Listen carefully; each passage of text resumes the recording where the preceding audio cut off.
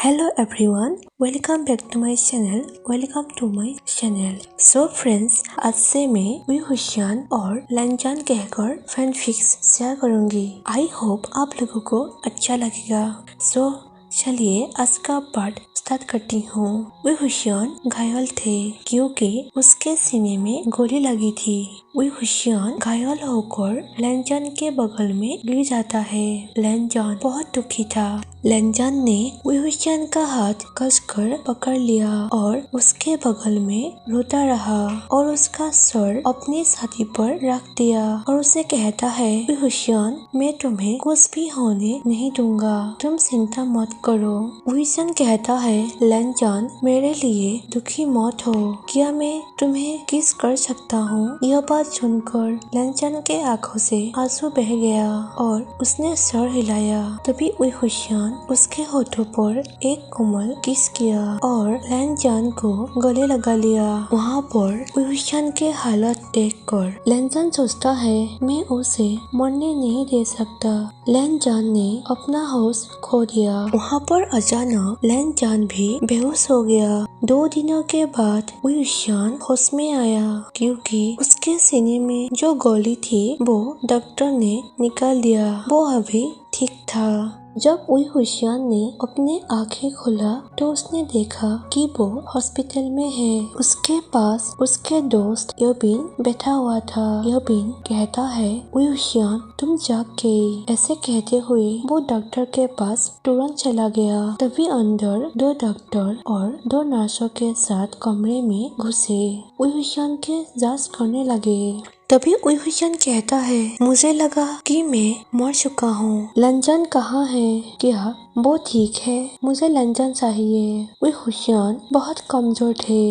वो बार बार लंजान को ढूंढ रहा था। हुशियान ने अपना शरीर भी हिला नहीं पा रहे थे। वो बिस्तर पर बैठने की कोशिश की। दोनों नर्स ने हुशियान को बैठने के लिए मदद किया। हुशियान कहता है, मैं उसे देखना चाहता हूँ। वो कहाँ है? वो मेरे पास होना चाहिए था। वो कहाँ है? क्या वो ठीक है? ऐसे कहते हुए हुशियान खड़े होने की कोशिश की, लेकिन उसके सीने में तेज दर्द ने उसे वापस बिस्तर पर धकेल दिया।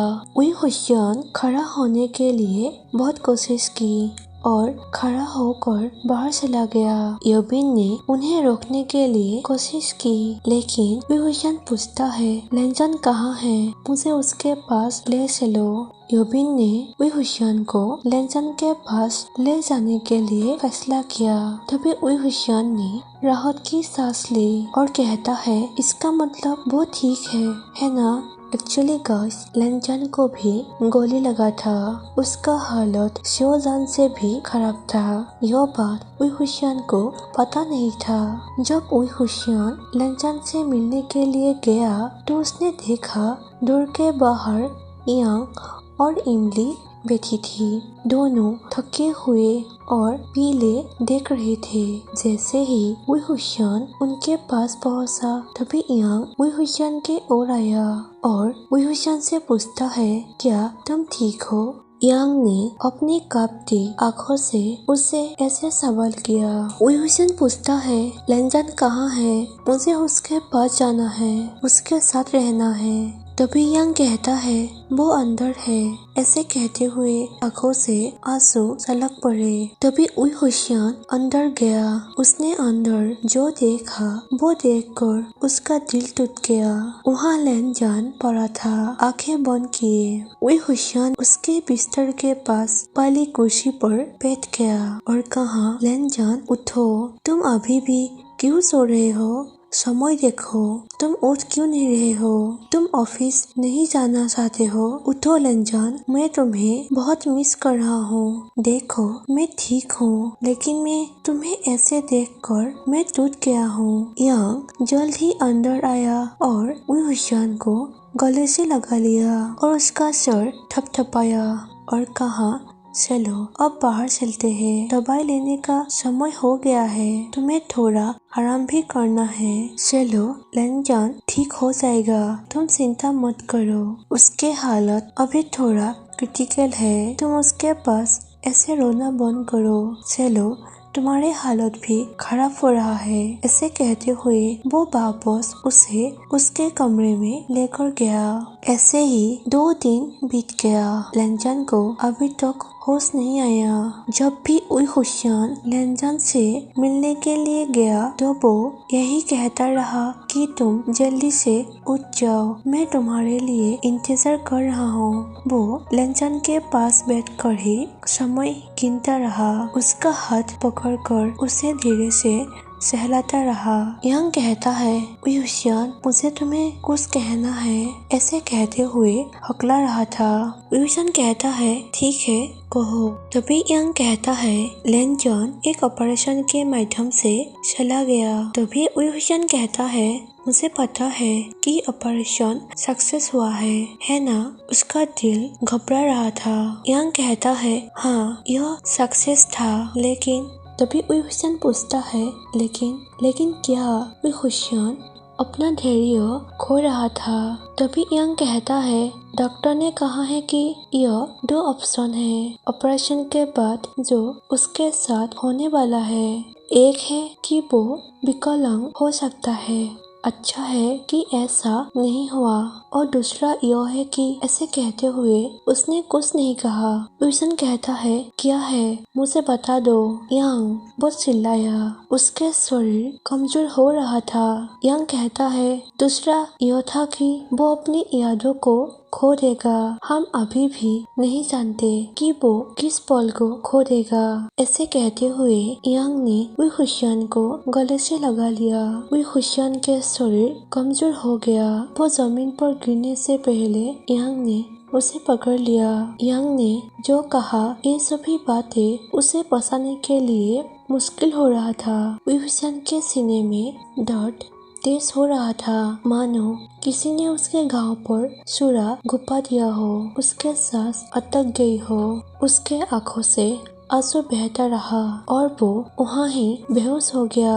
उई हुसैन ने धीरे से अपनी आंखें खोली और लेनजान के बारे में जो यांग ने कहा था उसके बारे में याद आया। उई हुसैन सोचता है, लेनजान ने अपनी यादें खो दी है। इसका मतलब यह है कि वो अब मुझे याद नहीं करता है। उसने अपनी कितनी याददाश्त खो दी है। तभी यांग अंदर आया और कहा, उई हुसैन, क्या तुम जाग रही हो? क्या तुम ठीक हो? यांग ने उई हुसैन को बैठने के लिए मदद की। तभी उई हुसैन यांग से कहता है, मैं उसे देखना चाहता हूँ। तभी यांग कहता है, लेकिन वो अभी तक नहीं उठा है। उई हुसैन, प्लीज समझो, तुम ऐसा करने की स्थिति में नहीं हो। अपने आप को देखो, तुम्हारी स्थिति खराब हो गई है। क्या तुम जानते हो कि तुम क्या कर रहे हो? अपने आप को इस तरह से तनाव देने से रुको। यदि तुम ऐसे ही खुद को तकलीफ देते रहोगे तो तुम्हें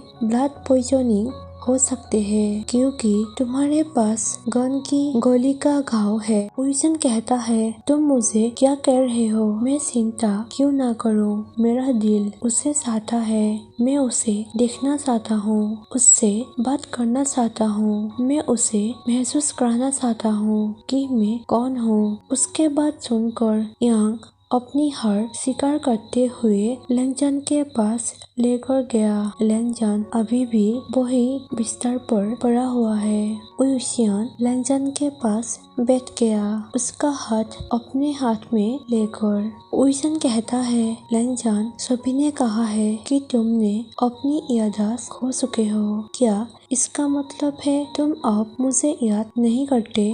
लेनजान, क्या तुम मुझे भूल गई? मुझे उम्मीद है कि तुम मुझे नहीं भूल सकते हो, है ना? हमने साथ फ्यूचर प्लान किया था। मुझे आशा है कि तुम्हें सब कुछ याद है। तुमने हमारे फ्यूचर के बच्चे के नाम भी तय किया है। क्या तुम्हें याद है? लेनजान, प्लीज उठ जाओ, मुझे मत सताओ। मुझे बताओ कि तुम मुझसे प्यार करते हो।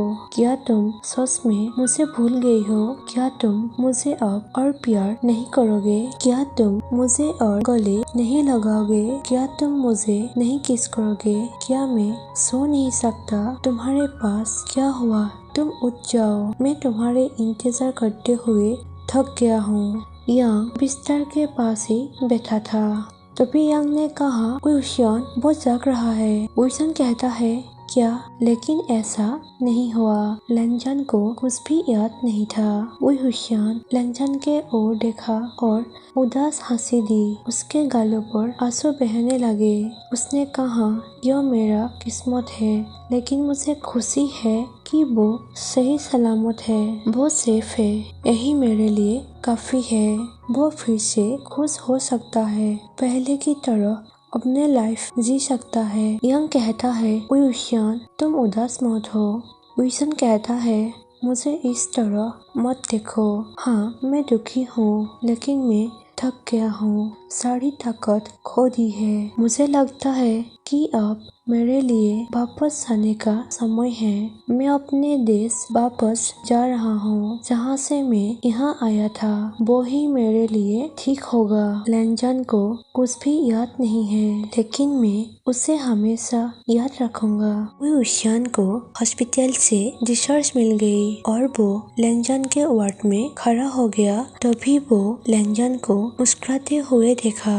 वुशियान सोचता है, ऐसा लगता है कि वो खुश है। मुझे लगता है कि यह बेहतर है कि वो मुझे और कठोर खुलासे को भूल जाए। वुशियान अपने देश वापस जाने से पहले लैंजान को आखिरी बार देखा और सोचता है, नहीं, मैं गलत हूँ। मैं पहले ही उसकी जिंदगी से जा चुका हूँ। मैं अब ना उनकी जिंदगी का हिस्सा हूँ, ना ही उनकी यादों का। ऐसे सोचते हुए वो अपना सारा सामान पैक किया और उस कमरे में गया जहाँ उन दोनों साथ रहते थे। वहाँ पर इमली आई और उस जगह को साफ किया जहाँ वुशियान और लैंजान एक साथ खींचे हुए पिक्चर थी, जहाँ लैंजान ने वुशियान को गले लगाया था। वो पिक्चर्स बहुत क्यूट थे। उस पिक्चर्स में यह साफ दिखाई दे रहा था कि वो लोग कितने करीब था। तभी एक पिक्चर जहाँ वुशियान की नजर गई, वो थे वही पिक्चर जब लैंजान ने वुशियान को शादी के लिए प्रपोज किया था। इमली ने कहा, इन सभी पिक्चर्स को नीचे ले जाओ। तभी वहाँ की नौकरानी वुशियान के ओर देखा। तभी वुशियान उसके ओर देखकर मुस्कुराया और उसे ले जाने के लिए कहा। इमली कहती है, वुशियान तुम अभी इस घर में क्या कर रहे हो? तुम्हारी यहाँ वापस आने की हिम्मत कैसे हुई? यहाँ से चले जाओ। वुशियान कहता है, मैं यहाँ अपना सामान लेने आया था। सभी पिक्चर्स के साथ जो करना है करो। मैं यहाँ से जा रहा हूँ। इमली कहती है, कामिने, तेरे कारण लैंजान मरने वाला था और तू यही खड़ा है। यहाँ से निकल जा। यहाँ कभी वापस मत आना। हो सकता है लैंजान तुम्हारे बिना बहुत खुश है। हो सकता है कि वो तुम्हें सिर्फ इसलिए भूल गया क्योंकि तुम्हें प्यार करके उसे शायद पछतावा हो रहा है। तो प्लीज तुम यहाँ से निकल जाओ। ऐसे कहते हुए इमली ने वुशियान को जोर से धक्का दिया और वो बहुत जोर से फ्लोर पर गिर गया क्योंकि वो पहले से ही बहुत कमजोर था। उसके छाती में चोट लगी और उसके घाव से खून बह गया। तभी यांग वहाँ आते हैं और इमली से कहता है, तुम्हारी हिम्मत कैसे हुई? ऐसे कहते हुए उसे थप्पड़ मारा और कहा, अगली बार ऐसा मत करना। तुम दोबारा ऐसे वुशियान को मत छूना, नहीं तो मुझसे बुरा कोई नहीं होगा। यांग ने ऐसे कहा और वुशियान को उठने के लिए मदद किया और पूछा, क्या तुम ठीक हो? उसका शरीर बहुत कमजोर था और उसके सीने में बहुत दर्द हो रहा था। वुशियान अपने कंट्री वापस आ गया, लेकिन उसके पास जाने के लिए कोई जगह नहीं थी क्योंकि उसने अपने माता पिता को छोड़कर लैंजान को सुना था और अब उसके पास रहने के लिए कोई भी जगह नहीं था। वुशियान सोचता है, मैं अब यह कहकर उनके पास वापस नहीं जा सकता कि लैंजान मुझे भूल गया है और उसके लाइफ का हिस्सा नहीं हूँ और ना ही मैं उसकी यादों का हिस्सा हूँ। योबिन और यांग ने वही हुशियान को घर से दूर दूसरे शहर में रहने के लिए मदद की और वही हुशियान को एक फेमस कंपनी में भी जॉब मिल गई, जिसके लिए केवल दिमाग का यूज करना जरूरी था। योबिन ने वही हुशियान को एजेंसी से दूर रहने के लिए कहा क्योंकि वो शारीरिक और मानसिक दोनों रूप से कमजोर था।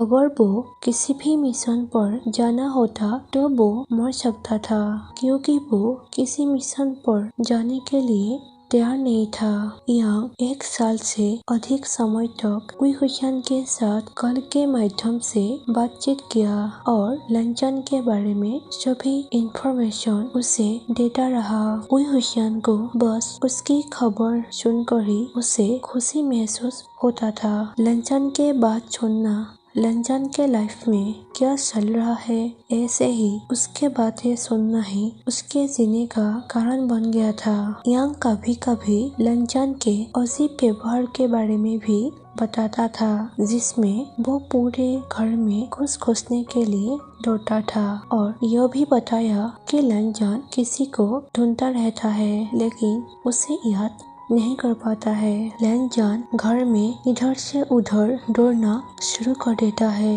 कभी कभी तो वो सपने में भी खोजता रहता है।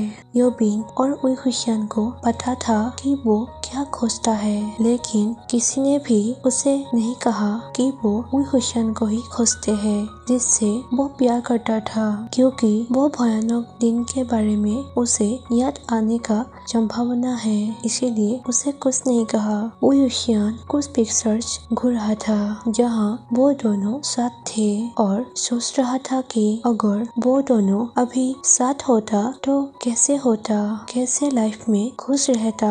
तभी यहाँ फोन किया। वही हुशियान ने फोन उठाया और कहा, हेलो। यांग कहता है, वही हुशियान, क्या तुम्हें नहीं लगता कि तुम्हें वापस आने के लिए समय हो रहा है? वही हुशियान पूछता है, क्या? मैंने समझा नहीं। यांग कहता है, लंचन के साथ गलत हो रहा है, उसे अपने फायदे के लिए कोई इस्तेमाल कर रहे हैं। मैं इस तरह लंचन को बेवकूफ बनते हुए नहीं देख सकता। हमें कुछ करना होगा। अगर हम अचानक उसे सच के बारे में बता दे तो उसे चकमा लग सकते हैं, लेकिन अगर हम इसे धीरे धीरे उसे बताऊं तो शायद कुछ गलत नहीं होगा। विल्सन पूछता है, क्या मतलब है? यांग कहता है, तुम उसके लाइफ में एजेंसी बनकर उसके जासूस करने के लिए आए थे, लेकिन इस बार पीए बनो और उसके काम में सहायता करो, उसके साथ समय बिताओ। शायद उसे धीरे धीरे सब कुछ याद आ जाएगा। उन सभी यादों को फिर से जिंदा करने के लिए कोशिश करो। लंचन को नहीं पता, लेकिन तुम्हें ही ढूंढता रहता है। उसे याद नहीं है, लेकिन उसे यह महसूस है कि वो किसी से प्यार करते हैं। इसका ही कोई फायदा भी उठाने के लिए कोशिश कर रहा है। विल्सन कहता है, यांग, मुझे डर लग रहा है। मुझे वहाँ नहीं जाना। अगर वो मुझे याद नहीं करता है या रिजेक्ट करता है तो मैं सचमुच मर जाऊंगा और मैं अपनी आंखों के सामने उसके साथ किसी को भी नहीं देख सकता। मुझे पता है वहाँ जाकर कोई फायदा नहीं है। लेकिन यांग विल्सन से कहता है, वही हुशियान, उसे बचाओ। केवल तुम ही हो जो उसे बचा सकते हो। क्या तुम चाहते हो कि लंचन गलत हाथों में आ जाए और उसके कोई गलत इस्तेमाल करे? विल्सन सोचता है, मुझे लगता है कि मेरे लिए वापस जाने का समय आ गया है, जाने के लिए और जो मेरा है उसे पाने के लिए, जो मेरा है उसकी रक्षा करने के लिए। ऐसे सोचते हुए वो वापस वहाँ चला गया और यहीं पर ही फ्लैशबैक खत्म होते हैं।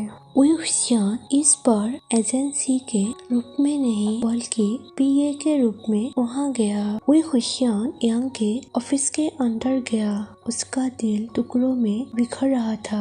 उसके दिमाग में बहुत कुछ चल रहा था। तभी इमली अंदर आई और कहा, ओह विल्सन, तुम यहाँ वापस आ गए। भगवान का शुक्र है। मैंने सोचा था कि तुम खुद को मारने के लिए भाग गई हो। तुम हमेशा मेरी उम्मीदों को बर्बाद कर देते हो। ऐसे कहते हुए वो मुस्कुराई। तभी वही हुशियान इमली की ओर बिना देखते हुए कहा, चुप रहो इमली, तुम्हारी बकवास सुनने के लिए मैं यहाँ नहीं आया हूँ। यांग ने कहा, इमली बस बकवास करना बंद करो, अपने काम पर ध्यान दो।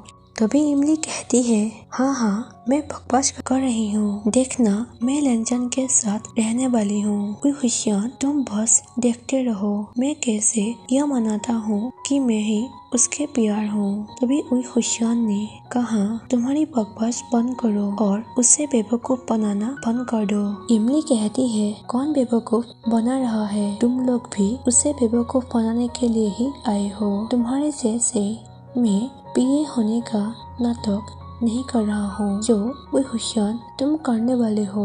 यांग कहता है, बेहतर होगा कि तुम जान जाओ कि तुम कौन हो। तुम वही हुशियान की जगह नहीं ले सकते। इमली कहती है, मिस्टर यांग, आप मुझसे ऐसे बात नहीं कर सकते। यांग कहता है, चलो वही हुशियान, यहाँ से चलते हैं। इन लोगों के बातों पर ध्यान नहीं देना ही हमारे लिए उचित है। ऐसे कहते हुए उसे इग्नोर किया। लैंजान वहाँ आते हैं और वही हुशियान को देखकर पूछता है, तुम पीली लग रही हो, क्या तुम बीमार हो? ऐसे कहते हुए वही हुशियान के माथे पर हाथ रखने ही वाला था, लेकिन वही हुशियान ने उसके स्पर्श से बचते हुए पीछे की ओर चला गया और सोचता है, मैं उसे सोने के लिए नहीं दे सकता। मैं नहीं चाहता कि वो मेरी केयर करे। मैं नहीं चाहता कि वो मेरे ओर देखे। मैं नहीं चाहता कि वो मुझ पर मुस्कुराए या मुझसे बात करे, क्योंकि इससे मुझे ही दुख होगा। उसके साथ प्यार में फिर से हर रोज, हर मिनट और हर सेकंड मेरा प्यार बढ़ता रहेगा, लेकिन उसे कुछ भी याद नहीं आने वाला है। कोई फर्क नहीं पड़ता है, क्योंकि वो मेरा नहीं है। मैं अब उसकी जिंदगी का हिस्सा नहीं हूँ। मैं अब उसके लिए कोई मायने नहीं रखता हूँ। मैं उससे प्यार करता हूँ, लेकिन वो मुझसे प्यार नहीं करते हैं। वो मेरा पति है, लेकिन मैं उसका नहीं हूँ। तभी लैंजान पूछता है, क्या हुआ, कुछ गड़बड़ है? वही हुशियान शक गया और अपने सोच से बाहर आया। विशन कहता है, कुछ नहीं, बस थोड़ा थक गया था। यांग कहता है, वो थोड़ा परेशान है। तभी लैंजान कुछ कहने ही वाला था कि इमली ने वहाँ आकर रोक दिया और कहती है, लैंजान मैं भूखा हूँ, चलो कुछ खाने के लिए। चलो ना। लैंजान उसकी ओर देखकर मुस्कुराया। फिर भी लैंजान पूछता है, कोई हुशियान, क्या तुम ठीक हो? सच में ठीक हो? यदि नहीं हो तो प्लीज अपना ख्याल रखना। अपने आप को इतने परेशान में मत डालो, थोड़ा आराम करो, अच्छा लगेगा। मुझे नहीं पता, लेकिन मैं तुम्हें इस तरह थका हुआ दुखी नहीं देख सकता, भले ही हम आज पहली बार मिले हैं। उसके बातों से वही हुशियान के दिल की धड़कन तेज हो गई और उसके आंखें उसके ओर ही देखता रहा। फिर कहता है, शुक्रिया मेरे बारे में सोचने के लिए। वही हुशियान ने अपना सर नीचे कर लिया, क्योंकि वो नहीं चाहता था कि वो उसके आंसुओं को देखे। तभी लैंजान वहाँ से जाने लगा, लेकिन जाते हुए कहता गया कि वही हुशियान, मुझे नहीं पता तुम कौन हो, लेकिन मुझे लगता है कि मैं फ्यूचर में तुम्हें बहुत परेशान करने वाला हूँ। तभी यांग पूछता है, लैंजान तुम्हारा क्या मतलब है? इमली कहती है, छोड़ो यार, बात यह है कि एक बड़ी घटना होने वाली है। यांग ने फिर से पूछा, बात क्या है?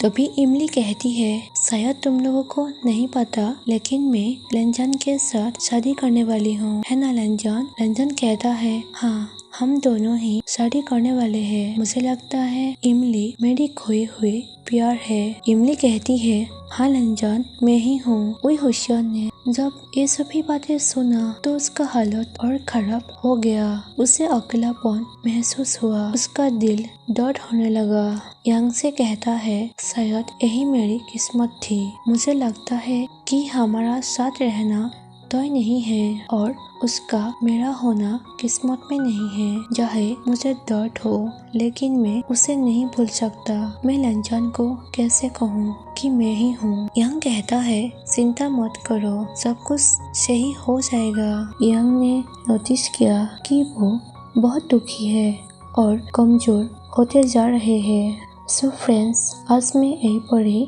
एंड कर देती हूँ। Thank you for watching my video. Bye bye.